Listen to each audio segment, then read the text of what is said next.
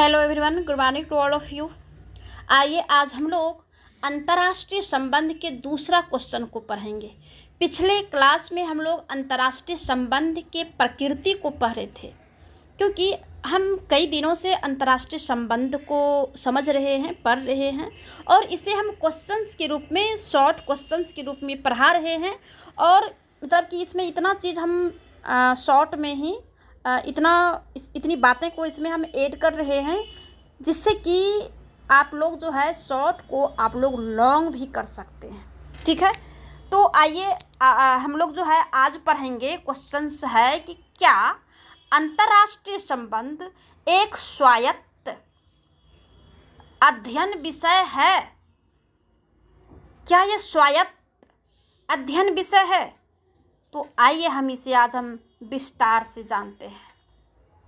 इस आंसर में हमने हाँ कहा है, इस उत्तर में हमने हाँ लिखा है। इस हाँ के बारे में आइए हम जानते हैं कि अंतर्राष्ट्रीय संबंध एक स्वायत्त अध्ययन का विषय है।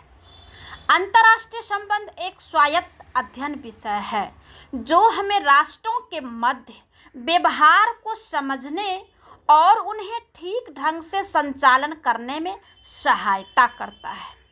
आज इस विषय को दुनिया के कई विश्वविद्यालयों ने एक स्वतंत्र विषय के रूप में मान्यता दे रखी है। इस मत के मुख्य समर्थक C.A.W. मैनिंग, क्विंसी राइट है, कॉलिन M. कॉफर है, हॉब्सन है, मॉर्गनथौ है, A.L. बर्न्स है इत्यादि है। इतने विद्वानों ने अंतर्राष्ट्रीय संबंध को एक स्वायत्त विषय के रूप में समझा है और समझाने का भी प्रयास किया है। और इन विद्वानों ने जिस तर्क के आधार पर अंतर्राष्ट्रीय संबंध को एक स्वायत्त माना है, उसे जो है हम लोग जानते हैं। किन तर्कों के आधार पर इन्होंने अंतर्राष्ट्रीय संबंध को स्वतंत्र माना है? तो इनका तर्क है कि अंतर्राष्ट्रीय संबंध एक स्वतंत्र तथा स्वायत्त विषय है जिसका अपना विशिष्ट अध्ययन क्षेत्र, ज्ञान और अध्ययन की निश्चित विधियां होती है। अब यहाँ पे थोड़ा सा रुक जाइए और इसे अपना ही देश के उदाहरण के रूप में समझ लीजिए कि जैसे कि अभी रूस यूक्रेन में वॉर हो रहा है और कुछ देश रूस का समर्थक खुलेआम है और कुछ देश यूक्रेन का समर्थक खुलेआम है। कुछ देश रूस के समर्थन में इनडायरेक्ट रूप से है तो कुछ देश यूक्रेन के समर्थन में इनडायरेक्ट रूप से है। लेकिन भारत इन सब से ऊपर है और ये भी ज़रूरी नहीं है कि आप रूस का समर्थन करें ही, आप यूक्रेन का समर्थन करें ही, आप रूस का आलोचना करें या फिर यूक्रेन का आलोचना करें। आप स्वतंत्र हैं, आप जिसका मन हो समर्थन कर सकते हैं, जिस देश का मन नहीं हो उसकी आलोचना कर सकते हैं या दोनों के बीच मध्यस्थता की बातें भी कर सकते हैं। आप अंतर्राष्ट्रीय संबंध स्तर पर स्वतंत्र हैं। स्वतंत्र जिसमें कि भारत देश हमारा स्वतंत्र दिखा। ना तो इन्होंने रूस के संबंध में कोई स्टेटमेंट दिया और ना ही इन्होंने रूस के ये यूक्रेन के पक्ष में जो है कोई स्टेटमेंट दिया। हाँ, दिया तो दोनों के बीच में मध्यस्थता का दिया कि दोनों को एक मंच पे आके मिल बैठ करके जो है समस्या का समाधान कर लेना चाहिए, ऐसा स्टेटमेंट दिया है। ना कि किसी के समर्थन में किसी की आलोचना किया है। तो कई बार जो है अमेरिका दबाव भी डाला, प्रेशर भी दिया भारत को कि आप रूस के बारे में कुछ कहें, लेकिन भारत ने कहा हम स्वतंत्र हैं, हम किसी के पक्ष और विपक्ष में कुछ नहीं बोल सकते हैं। तो ये आपने अपना ही देश के उदाहरण को देख करके आप अंतर्राष्ट्रीय लेवल पर समझ सकते हैं कि अंतर्राष्ट्रीय संबंध जो है वो स्वायत्त है, स्वायत्त अध्ययन का भी विषय हो सकता है।